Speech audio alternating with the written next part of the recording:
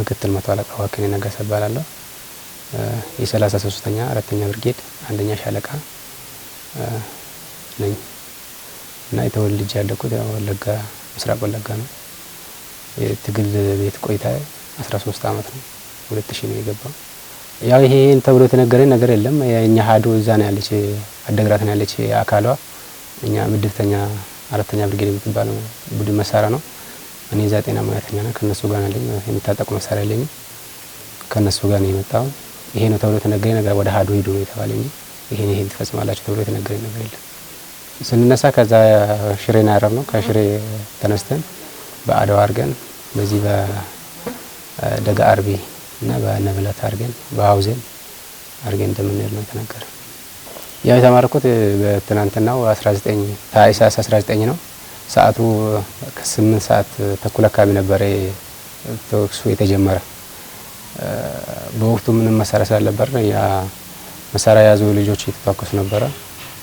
ወደ ላይ እየሸሸን መጨረሻ ላይ ያው አቅም ሲያቅተው ሁላችንም አንድ ቦታ ተሰብስበን ቦምብ ተጣለብን እንቆስያለሁ። እዛ ታፍነን ተይዘናል ነው ማለት ገና ይሄ ጦርነቱ ሲጀምር እኛ እዛ ክልል ሶስት ስላለን የነበረን ምንም እናውቀው ነገር ለማለት ስላልነበርን ማለት ነው።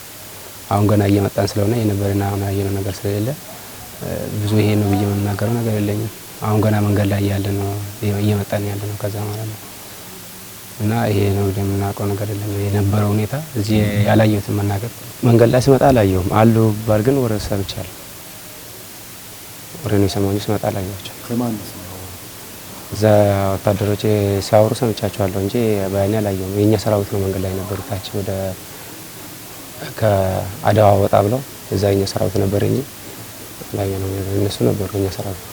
ዝም ብሎ የኛችን ያወራሉ አብረው አብረው የሚጫወቱ ልጆች ነበሩ አሉ ነው እንጂ ናቸው በሁሉም የሚሰማው እንትን እንጂ ትክክለኛ ወሬ እንትን አለ ነገር ማለት ያው የተቀናጀ ማለት አይችልም። ምክንያቱም አሁን ለምሳሌ በዚህ በትግራይ ተወላጆች እዚህ ውስጥ የሉም።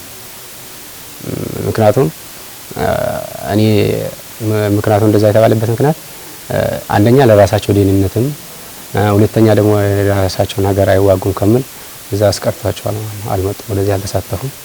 ስለዚህ